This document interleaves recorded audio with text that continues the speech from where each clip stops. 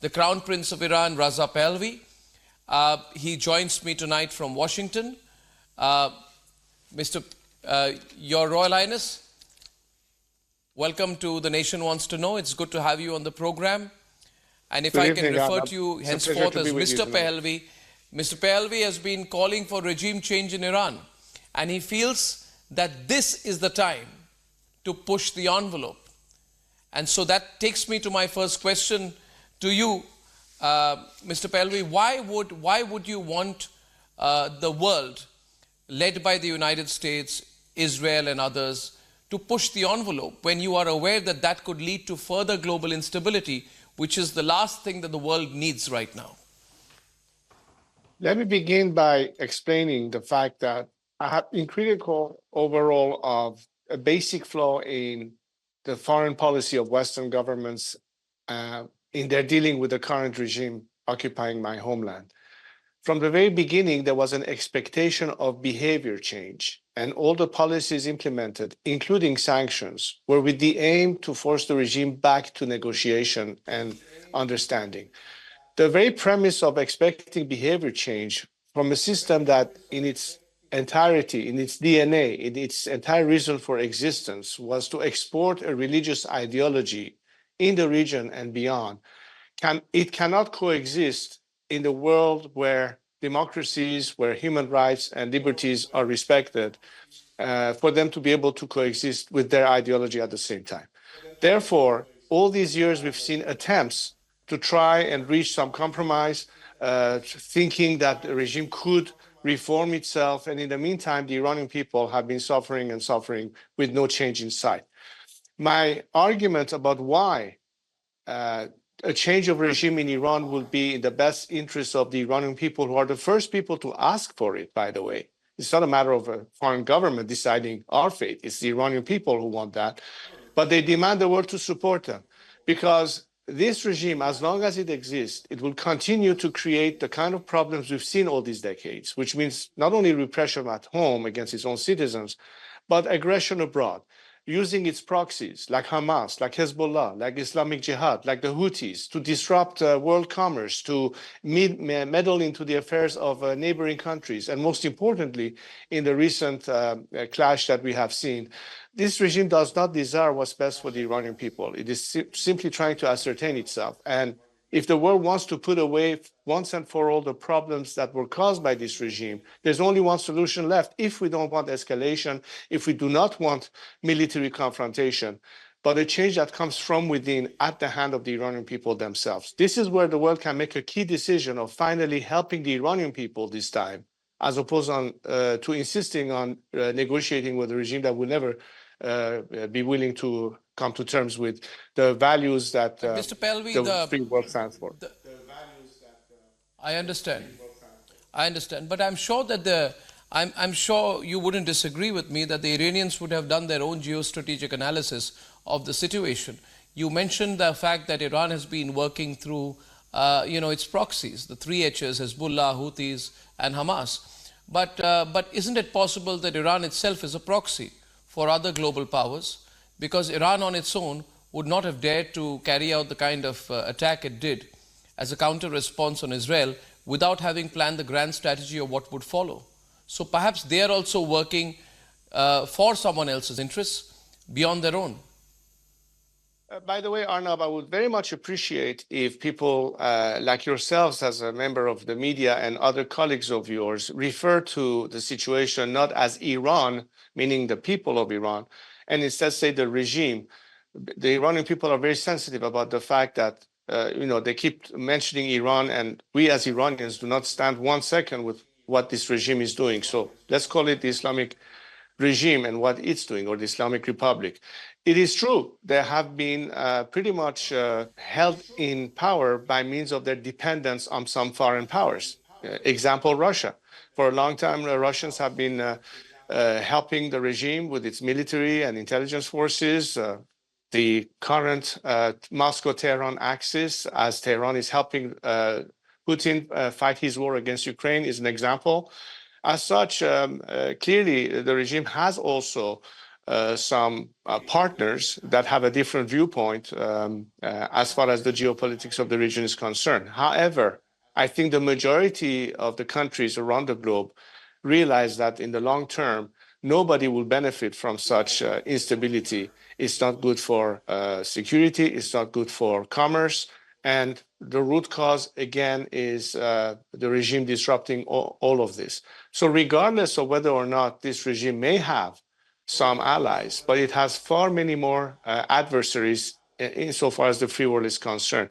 This is where the Iranian people stand together with the free world against a regime that is repressing them and is not offering them a chance to self-determination. I believe that once Iran is freed, you will see a completely different picture and demeanor as it relates to regional peace and cooperation and our relationship worldwide with anybody that's willing to respect our independence and sovereignty.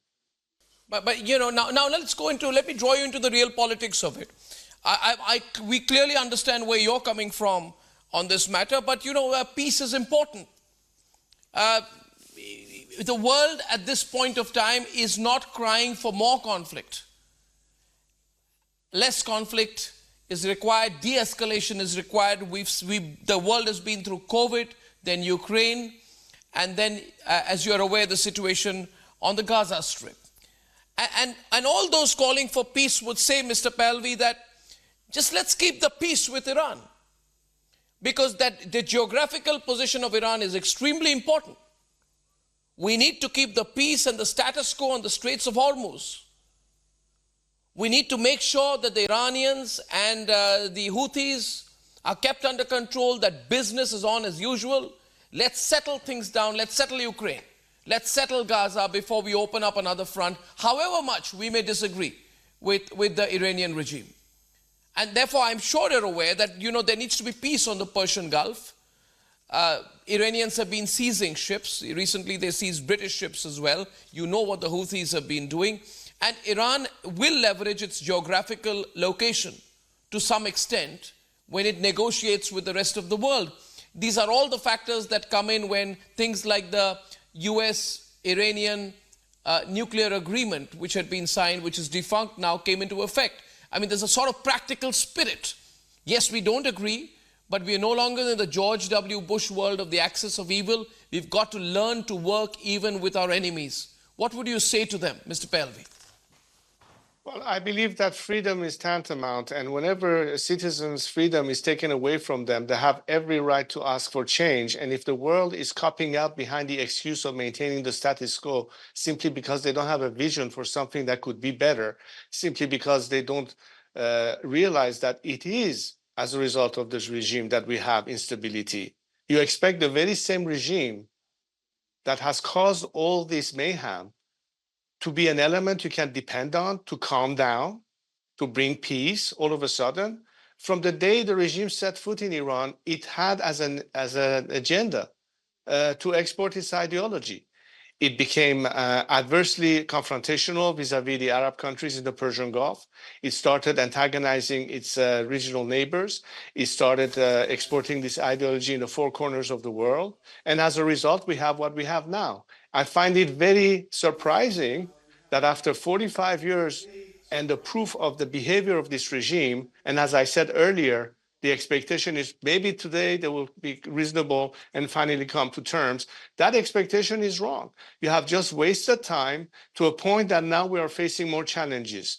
Now, the only way, again, I repeat, the only way we can, for good, eliminate every element that is leading to this instability, which is tied directly to the nature of this regime, is to get rid of it.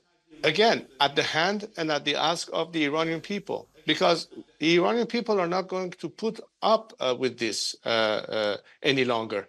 They are ready to change. So the choice is very simple. You can either ignore the Iranian people's right to self-determination and freedom, a nation that wants to be at peace in the world, that does not have any reason to be antagonistic versus the Israelis or the Arabs or anybody else in our neighborhood, but are hostage. They're the first hostage of a regime that is doing precisely all of these negative deeds. Now, what is the price to pay? Is the price to achieve ultimately a liberation, more expensive than dealing with this regime every day in terms of, as you said it yourself, escalation, disruption of commerce and maritime traffic? Is that cost less than the cost of change for Iran and the consequences of that? I challenge, therefore, those who claim that, no, we have to be using realpolitik as an argument. I think that's basically the language of weak leadership. Look, the world changed twice, at least in contemporary history, where we've seen that as a result of that strong leadership, things did change for the better. Example, Second World War. Example, Roosevelt and Churchill vis-a-vis Hitler during the Second World War.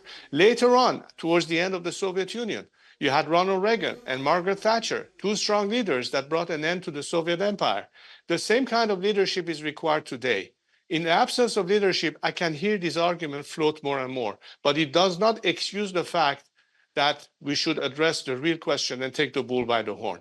We have to do our part as Iranians, but the world needs to stand with us. That's the choice they have to make. They either side with the people of Iran or they continue siding with this regime. Are you saying that Biden is a weak leader who is appeasing Khamenei?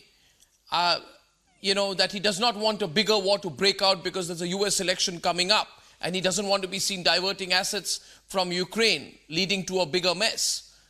I mean, you may be more open with me on this. Are you saying that Biden is appeasing Khamenei, that he's a weak leader? The Americans are showing weak leadership? Yes, I believe so. I mean, the result is right in front of us. The regime had access to almost $100 billion worth of oil revenue that it should not have had should the oil sanction had been implemented correctly. That extra cash, that extra money was something that, again, not only made it easier for the regime to spend it on its proxies, including the recent conflicts, and all the drones and missiles had to be paid for from somewhere. That's the extra cash that the regime should not have had in the first place, but it did. But it's also something that emboldens such regimes. Look, let me give you another statistics away from war and conflict and missiles. If you take the period of time where there was stronger leadership in this country during the Trump administration, between the Obama administration and the Biden administration, the number of executions in Iran was half the amount it is today. Why? Because that kind of leadership and strength basically makes such regimes think twice before they do anything, whether it's at home or abroad. I do say that vis-a-vis the fact that we are dealing with two powerful countries that have a lot of influence and say to what is happening in the region, Russia and China, what is the counterpart doing? I think many of our friends in the region are growing frustrated for their lack of resolve and indecisiveness and appeasement. And that frustration could create some reconsideration of their policies and alignment. But I don't think we need to get that far. I think there's still an opportunity to resolve the issue. But I can tell you the main problem remains the regime. And the world has to understand that fighting the tentacles is no longer a solution. You have to go for the eye of the octopus. And the eye of the octopus is Tehran, that controls all of these tentacles all over the place. Again, let me repeat so I'm very clear and I'm not misunderstood or misinterpreted. I'm not calling for any foreign military attack or intervention. I'm telling you that the natural army in place are the people of Iran. The people of Iran deserve to have the support of the outside world in order to liberate themselves. That is the best investment you can make for peace, security, and long-term economic stability at the hand of a liberated people who are on your side, as opposed to a regime that simply wants to impose a modern-day religious caliphate and dominate the region and the world. That's the two choices we have. Mr. Pahlavi, let me take you on your terminology there, where you say the eye of the octopus is Tehran. Now, the regime in Tehran, are you sure about that? It would also be contended that the eye of the octopus could be Russia. It could be argued that the eye of the octopus could be China, in a way. It could be argued that Russia is trying to open a new front. And it would further be argued that it is against American interests or the interests of the West to play into Russia's hands by opening a new front, especially at this time of political sensitivity in the US as well. What would you say to that? that it is not in the long-term interests of America to get drawn or to let this escalate. It is in Russia's interest to let this escalate and watch as America opens more and more fronts to its, to its own detriment. I don't know why it is that you insist so much on using militaristic terms and fronts and deployments as if we were talking about military confrontation and escalation. That's not what I'm proposing. What I'm talking about is the liberation of a nation that is under siege by a regime that has kept them hostage. It's a process of liberation. It's not escalation or opening fronts that we're talking about. I think the world today is savvy enough, whether you're French, American, Canadian, or Japanese, to understand the value of the independence and freedom. I mean, India went through an independence movement to liberate itself. If that is not as valuable that they're willing to put everything on the line for it, then why should Iranians deserve any less than Indians, or for that matter, Americans, or people in Sweden or in Australia? Liberty and freedom is tantamount to bringing us more guarantee of stability, because democracies don't go at war to one another. The fact that this regime is in conflict, because it's not a democracy, it's a religious dictatorship. And ultimately, that is the problem. Now, would China benefit from it? Would Russia benefit from it? Perhaps. But the root cause of the problem is not Moscow or Beijing. It is the regime that has occupied my country, and it is based in Iran. That's why I point to Tehran as the problem. And that's why the solution is going to be within Iran itself. I'm not asking for Moscow or Beijing or Washington to determine the fate of the Iranian people, but to ask themselves the question, what is ultimately the vision that a free Iran will have vis-a-vis the whole world? It's not going to be aligned only with the West. It's not going to be aligned only with the East. It's going to be working with whoever respects our sovereignty and freedom, and will work with them, with any of these countries who would like to have a better relationship with Iran. This regime is not providing that opportunity, but a free Iran will.